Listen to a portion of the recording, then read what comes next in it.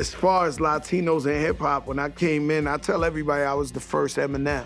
I grew up in the Bronx, and in junior high, I would battle 20 black dudes, and it'd be me, a little blonde kid, green-eyed kid, thinking he tough, talking wild shit at the battle, just battling everybody. And you know, we was in the streets hard.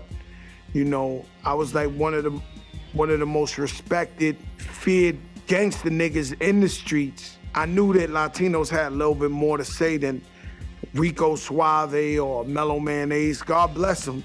But I know there was niggas out there getting money like me who wanted to hear that real nigga shit, even though we Latinos. So I kinda knew, like, when I came out, I was like, you know, I knew it was gonna be like this energy to where niggas could relate. And in the future as well, like, you know, bringing somebody like Big Pun in the game, you know, it gave Latinos so much a sense of pride. And it's hard because people don't see it like that, because in a weird way, we were too black for a pure Latino. Like, there's some pure Latinos that if you ain't rapping in Spanish or they ain't fucking with you, right? We too black for them. And then we was too Latinos for some black people in, like, let's just say Mississippi or some shit. We was like mutts in the game.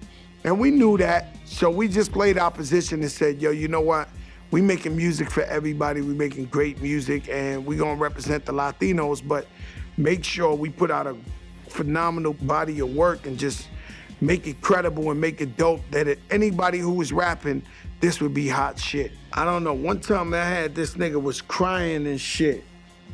He was like, he seen me, couldn't believe it, he started crying, and this nigga was like, something's wrong with this nigga, like, he just said he couldn't believe it. He started crying. He's slapping the floor, and you don't understand. And I'm like, yo, this nigga all the way off.